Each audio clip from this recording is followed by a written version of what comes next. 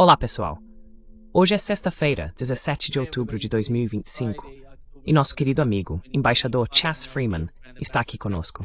Bem-vindo de volta, embaixador. Feliz por estar com você, Nima.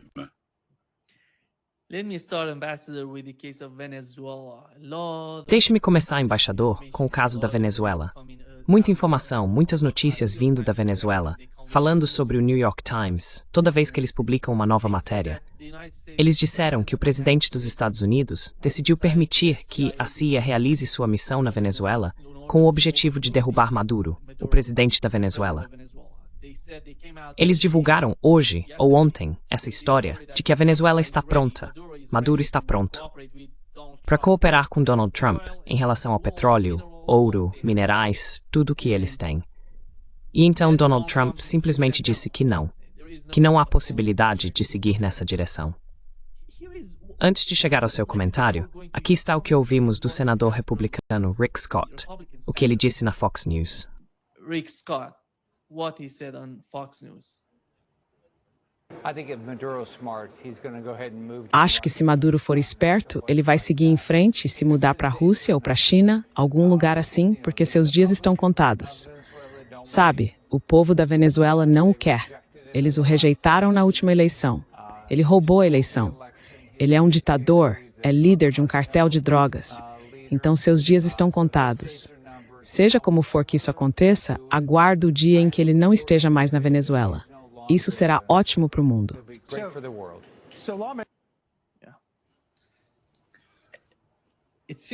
Parece que tudo está pronto para ser Itambetsu, logo após o Prêmio Nobel da Paz.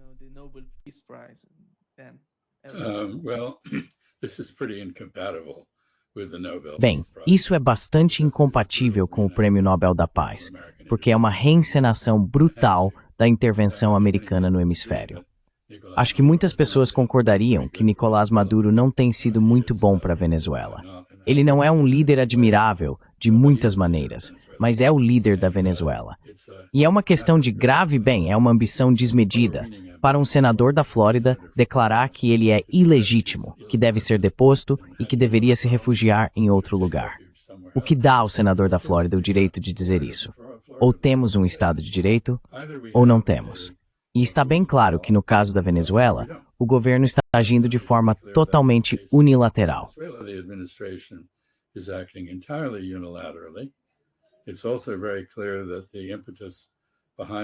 Também está muito claro que o impulso por trás disso é amplamente conduzido pelo nosso secretário de Estado, Marco Rubio, que tem como objetivo a derrubada do regime de Maduro e o fim de seus laços com Cuba, um objetivo que ele mantém há muito tempo. O Senado dos Estados Unidos ficou a apenas 2 votos de declarar que o presidente Trump não tinha o direito de matar pessoas em alto mar, sem nenhuma evidência aparente, apenas afirmações. Mas a proposta falhou por 2 votos, o que é extraordinário. E isso demonstra a ineficácia do Congresso dos Estados Unidos, o colapso dos freios e contrapesos no sistema político americano e o afastamento dos Estados Unidos do direito internacional. And the departure of the United States from international law.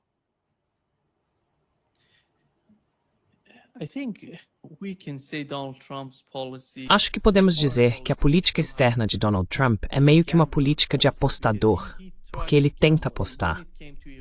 Quando se tratou do Irã, ele decidiu deixar Netanyahu atacar o Irã e achou que Netanyahu derrubaria o governo de lá. O ataque a Doha, na minha opinião, foi um grande movimento da parte dele. Permitir que Netanyahu atacasse em Doha para matar líderes do Hamas. E agora, no caso da Venezuela, você acha que é uma nova aposta de Donald Trump?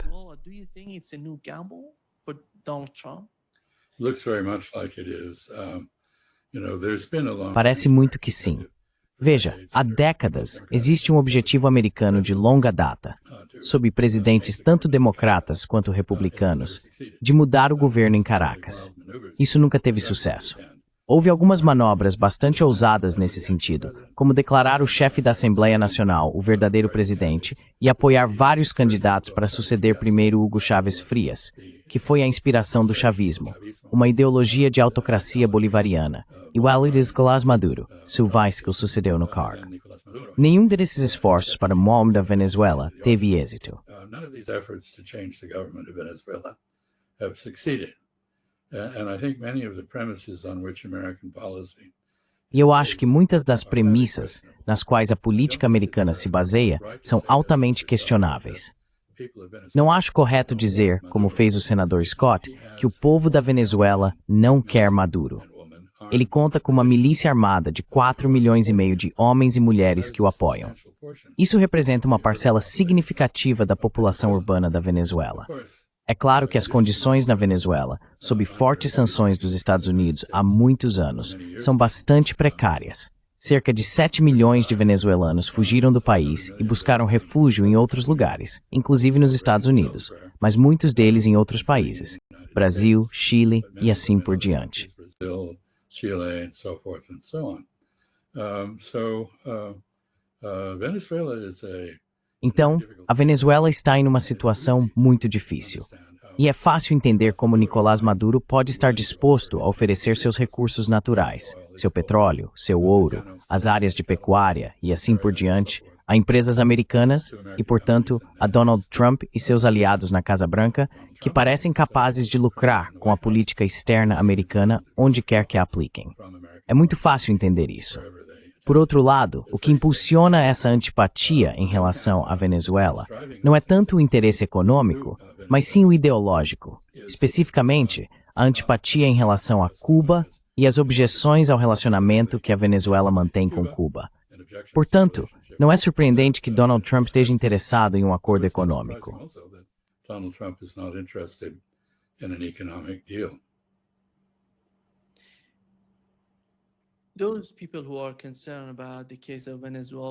As pessoas que se preocupam com o caso da Venezuela costumam falar sobre o Vietnã e a guerra no Vietnã, porque a Venezuela seria um terreno difícil se eles decidissem agir na clandestinidade ou realizar algum tipo de operação militar.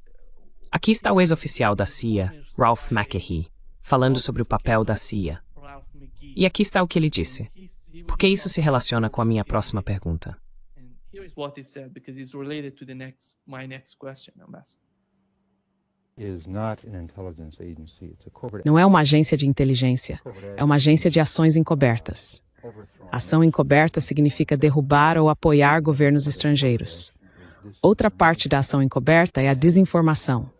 E o povo americano, na minha avaliação, é o principal público-alvo das operações de desinformação da agência.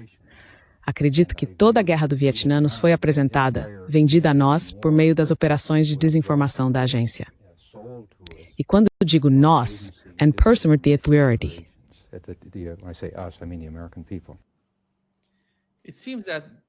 Parece que essa ainda é a principal preocupação de muitas pessoas nos Estados Unidos quando veem esses conflitos estrangeiros, mesmo na Venezuela. Even in Venezuela. Well, I think in a sense this is a refutation. Bem, eu acho que, de certo modo, isso é uma refutação da afirmação do senador Scott de que os venezuelanos querem se livrar de Maduro. Já vimos esse tipo de pensamento tolo antes. Quando os Estados Unidos invadiram o Iraque, previram que seríamos recebidos com flores, danças e alegria nas ruas, e assim por diante. Não foi o que aconteceu. O Iraque tinha um governo muito ruim sob Saddam Hussein, muito pior do que o governo de Maduro. E ainda assim, os iraquianos não acolheram a libertação ou a invasão estrangeira.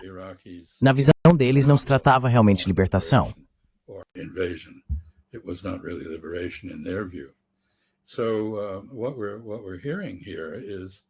O que estamos ouvindo aqui é que o povo da Venezuela, assim como o povo do Vietnã, não está em sintonia com a visão que os americanos têm deles. Portanto, entrar em uma guerra na Venezuela poderia significar se envolver em um conflito de guerrilha de longo prazo, com muitas baixas americanas e nenhum resultado útil. Acho que é isso que o Sr. McKee está dizendo. Além de destacar que a desinformação é uma parte essencial das ações encobertas e, infelizmente, presente nas circunstâncias atuais, é amplamente direcionada ao público doméstico americano. Very largely directed at American domestic audiences.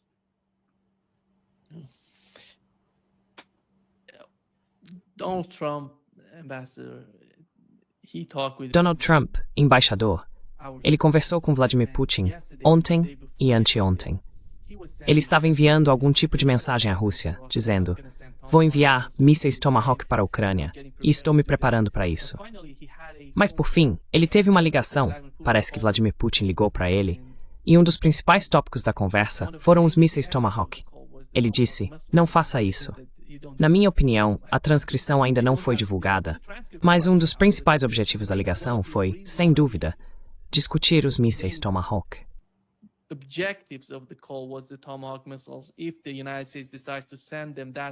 Se os Estados Unidos decidirem enviá-los, isso mudaria completamente tudo o que está acontecendo na Ucrânia. E hoje temos Zelensky em Washington conversando com Donald Trump. Lembre-se, da última vez que eles conversaram, vimos uma certa sensação de pânico entre os europeus. Parece que desta vez isso não aconteceu, porque Zelensky está em Washington conversando com Donald Trump. Você acha que, se Zelensky não conseguir o que quer dos Estados Unidos, veremos novamente o mesmo tipo de pânico entre os europeus, levando-os a pressionar Washington?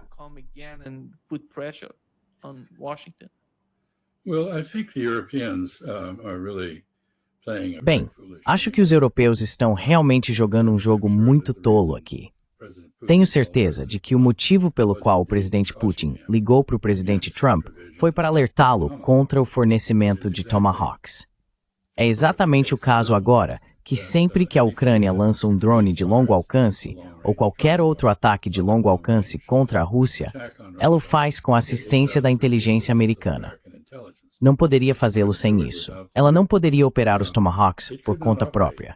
Eles teriam que ser operados por soldados americanos. Portanto, isso seria uma dupla escalada. Primeiro, um ataque americano direto à Rússia, envolvendo forças americanas. E segundo, uma escalada da guerra com uma capacidade de ataque de longo alcance mais formidável concedida à Ucrânia.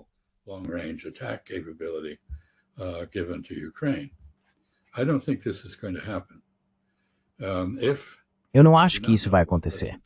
Não sei o que o presidente Putin disse ao presidente Trump, mas sempre acreditei que se os Tomahawks fossem introduzidos na Ucrânia, os russos contra-atacariam as capacidades de inteligência que os apoiam lá.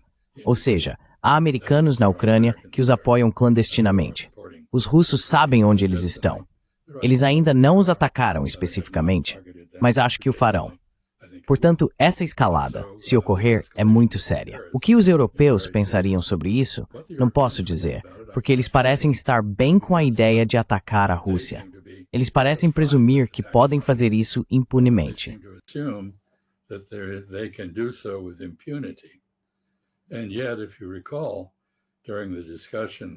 E ainda assim, se você se lembrar, durante a discussão sobre a Alemanha fornecer o míssil Taurus à Ucrânia, os russos deixaram muito claro que se esse míssil fosse entregue, eles destruiriam a fábrica onde ele é produzido na Alemanha. Em outras palavras, eles atacariam a Alemanha, não apenas a Ucrânia. Isso foi suficiente para convencer os alemães a adotar uma abordagem diferente. Eles enviaram peças para a Ucrânia que foram montadas lá.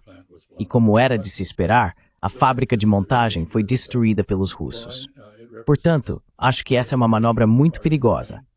Ela demonstra desespero por parte da Ucrânia, que tenta de qualquer forma interromper sua lenta derrota. E o Tomahawk não mudaria isso. Apenas daria aos russos um argumento convincente para escalar o conflito em resposta.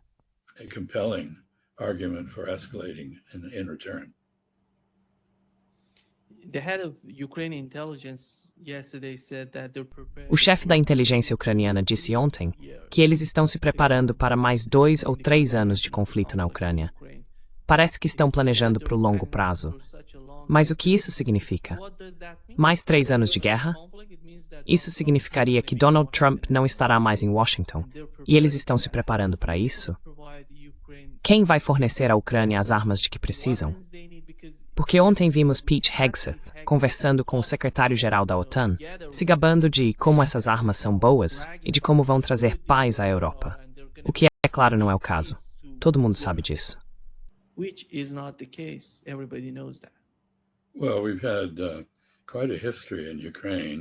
Bem, temos uma longa história na Ucrânia de pessoas afirmando que alguma Wunderwaffe, alguma nova e maravilhosa capacidade em um novo sistema de armas, vai mudar completamente a situação.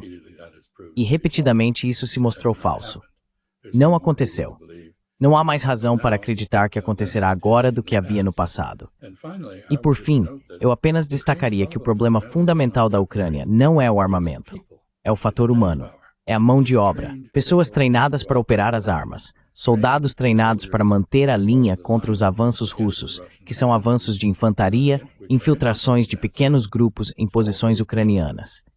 Os russos estão avançando por toda a frente. E a Ucrânia simplesmente não tem mais pessoas, não tem mais mão de obra suficiente para resistir de forma eficaz. Não há nada que alguém possa fazer a respeito disso. Os europeus não estão dispostos a colocar seus próprios jovens, homens e mulheres, na linha de frente na Ucrânia, nem os americanos. Portanto, a Ucrânia está sozinha nesse aspecto e esgotou sua força humana.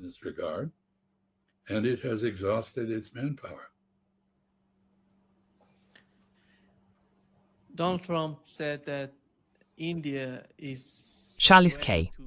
Donald Trump disse que a Índia está pronta para parar de comprar petróleo russo, o que a Índia depois negou. Ele também afirmou que a economia russa está em colapso e que a Rússia perdeu 1,5 milhão de soldados, mortos, não feridos. Quando você vê o presidente dos Estados Unidos falar desse jeito, inventando coisas, o que isso significa? Como ele vai se beneficiar desse tipo de argumento? Isso é voltado para o público ao qual ele está falando? Ou é algo que ele quer que todos, fora dos Estados Unidos também, ouçam e vejam? hear him, to watch him outside of the United States? Well, I think you're assuming that this is deliberate lie. Bem, acho que você está presumindo que essas são mentiras deliberadas da parte dele.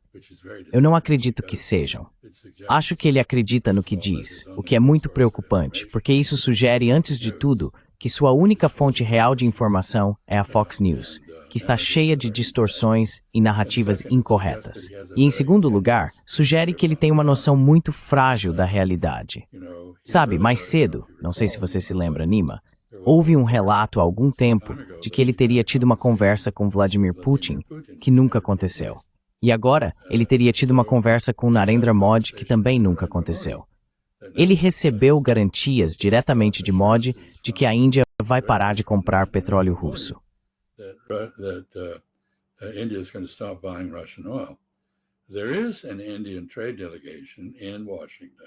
Há uma delegação comercial indiana em Washington tentando negociar, e eu não sei o que eles podem ter dito. Mas acho que essa história de uma conversa direta com Modi é fruto da imaginação de Trump. Da mesma forma, ele disse que conversou com o Hamas. Não sei quando ele teria falado com o Hamas. Não há nenhuma indicação, por parte do Hamas, de que isso tenha acontecido. E ele afirma que o Hamas disse, sim, senhor, nós vamos nos desarmar. Isso é exatamente o oposto da posição que o Hamas adota. Portanto, acho que em termos de domínio da realidade que o presidente americano demonstra ao tentar conduzir o navio do Estado, ele não tem um mapa. Não acho que ele tenha qualquer conhecimento dessas águas. Ele está navegando com base na crença e não no conhecimento.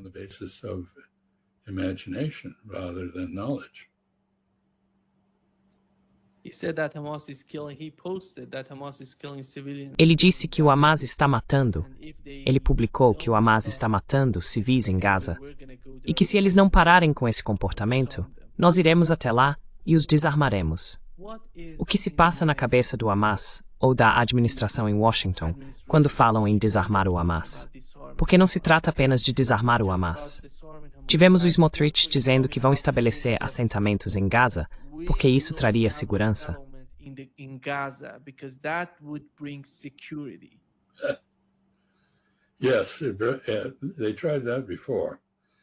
Sim, eles já tentaram isso antes, e Ariel Sharon teve a inteligência de se retirar de Gaza porque isso não estabeleceu segurança. Estabeleceu uma provocação constante. E deixe-me dizer aqui que o governo tem falado pelos dois lados da boca. O presidente Trump, no Air Force One, a caminho de volta da região, disse que havia autorizado o Hamas a restaurar a ordem em Gaza. Bem, o Hamas está restaurando a ordem. As pessoas que eles têm matado, e eu de forma alguma aprovo matar alguém sem o devido processo legal. Não tiveram nenhum devido processo. mas eles sabem muito bem quem estão matando. São gangues que foram apoiadas por Israel por dois motivos. Primeiro, para atacar o Hamas, o que fizeram, e segundo, para destruir a ordem que o Hamas havia mantido em Gaza.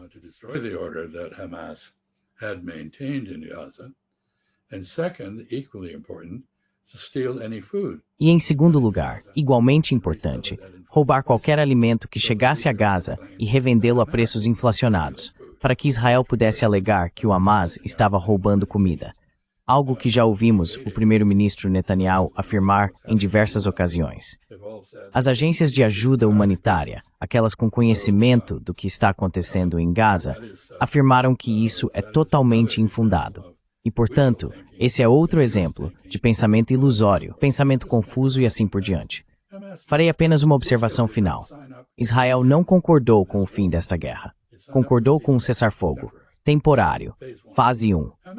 O Hamas não concordou em se desarmar. O Hamas, não sempre, mas recentemente, adotou a posição de que estava bastante disposto a transferir a administração de Gaza para um grupo palestino tecnocrático e não desempenhar um papel de destaque em uma coalizão que governasse Gaza ou o restante da Palestina.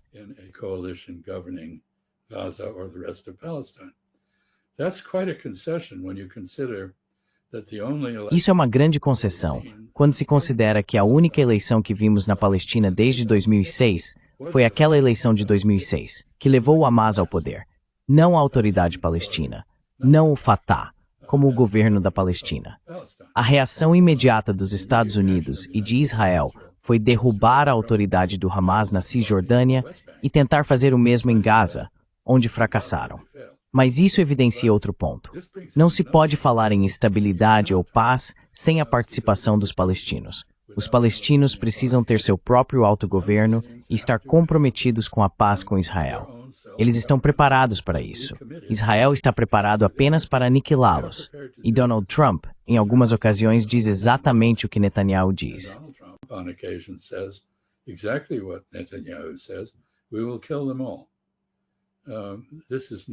Vamos matá-los todos. Esse não é um tipo de declaração promissora se você está tentando promover a paz. E eu diria que há um padrão na administração Trump, em que Trump entra em algum conflito, do qual mal tem consciência, faz algum pequeno ajuste em parte dele, depois declara o conflito encerrado, marca mais uma vitória rumo ao Prêmio Nobel da Paz e segue em frente para o próximo. Ele é a única pessoa, além dos bajuladores em seu gabinete, que acredita ter encerrado alguma guerra. Certamente não encerrou a guerra em Gaza. Acho que esse acordo é uma estrutura construída sobre areia movediça e corre sério risco de afundar a qualquer momento.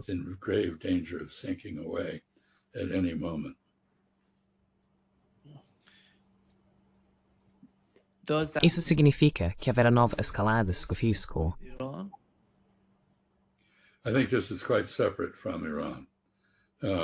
Acho que isso é algo bastante separado do Irã. Mas veja, estamos vendo repetidamente que Donald Trump não vai desobedecer Netanyahu. E Netanyahu está determinado a atacar o Irã novamente. Quando? Eu não sei. Algumas pessoas dizem que em breve, outras dizem que no próximo ano. Mas não há dúvida sobre a ferocidade das intenções israelenses em relação ao Irã e o foco deles em uma mudança de regime lá, algo que vem tentando organizar há anos. Eles querem envolver os Estados Unidos nisso. Não há motivo para acreditar que Donald Trump não vá se alinhar com Israel, porque ele fez isso em todas as outras questões e ocasiões.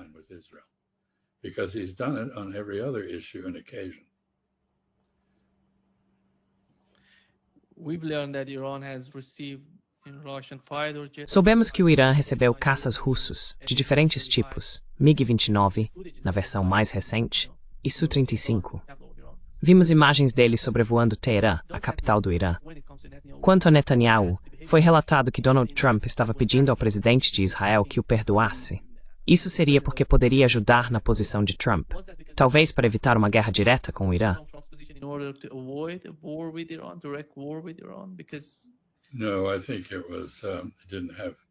Não, acho que isso não teve nada a ver com o Irã. Tinha a ver com Gaza e com as tensões dentro do governo de coalizão israelense, além das exigências de sua doadora, Miriam Adelson, que estava no plenário do Knesset. que voou no Força Aérea 1 com Donald Trump para Israel e que é muito importante para ele politicamente. Então acho que por um lado ele estava dizendo, olha Israel, vocês precisam encarar as realidades de Gaza, mesmo que não queiram. Mas eu amo Netanyahu, e aqui está o que posso fazer por ele. Bem, é claro que o presidente Herzog não tem autoridade para fazer o que um presidente americano pode fazer. E também tem a sabedoria política de não se deixar forçar a fazer isso, ou sequer tentar. Então acho que era disso que se tratava. Não tinha nada a ver com o Irã. That's what this was about. It wasn't about Iran.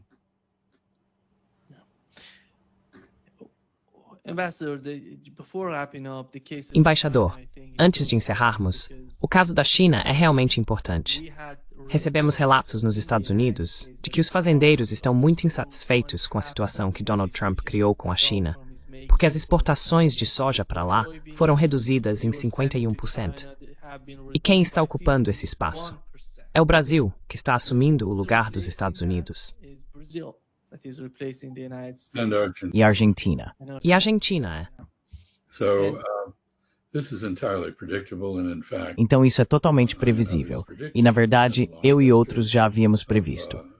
Temos uma longa história de casos assim. Sabemos o que acontece quando os Estados Unidos interrompem a exportação de grandes commodities agrícolas. A indústria brasileira de soja, que hoje é muito grande e próspera, foi criada por Richard Nixon em 1973, quando ele proibiu a exportação de soja dos Estados Unidos para o Japão e outros países, a fim de manipular os preços internamente. Os preços estavam subindo por causa das exportações, e ele queria reduzi-los para o farelo usado na alimentação animal.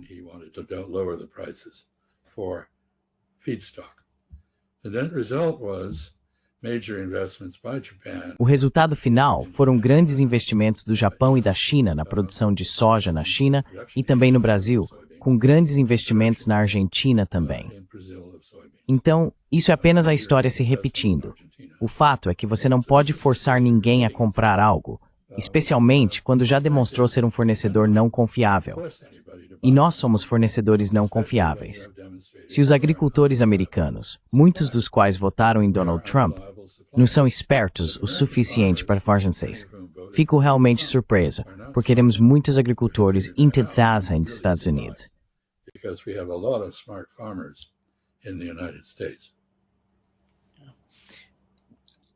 Antes de encerrar, embaixador, aqui está o que Scott Bessent disse sobre a China.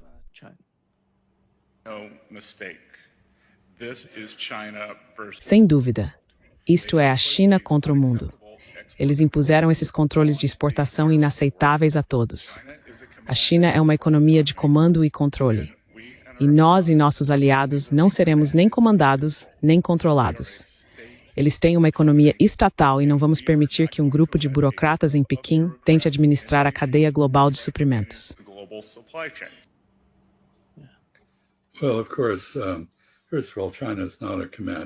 Bem, é claro, antes de tudo, a China não é uma economia de comando e controle. Isso é uma simplificação incrível. A maior parte da economia chinesa é orientada pelo mercado, pelo setor privado, não pelo setor estatal. E é uma economia muito criativa. O segundo ponto, e mais importante, é que tudo o que a China fez, e eu reprovo isso, foi imitar os Estados Unidos. Foram os Estados Unidos que inventaram os controles de exportação que dizem a você, digamos que você seja um importador brasileiro de kits médicos, kits de primeiros socorros. E nesse kit de primeiros socorros há um cotonete, ou seja, um bastão, para limpar o ouvido, que contém algodão do Arkansas. Isso dá aos Estados Unidos o direito de dizer que você não pode vender esse kit aos argentinos se os argentinos não estiverem na nossa lista de países aprovados.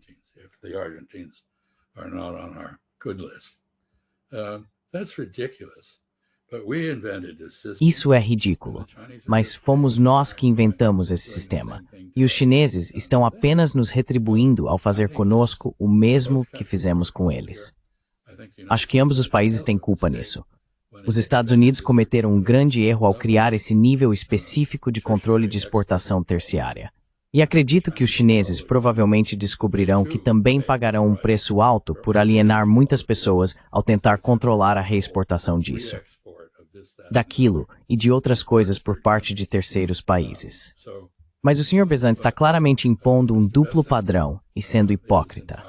Não acho que isso tenha qualquer credibilidade para quem entende minimamente como funcionaram os controles de exportação dos Estados Unidos.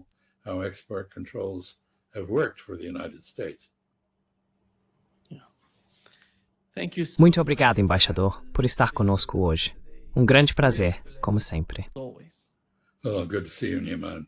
Keep up the good work. Bom te ver, Nima. Continue com bom trabalho.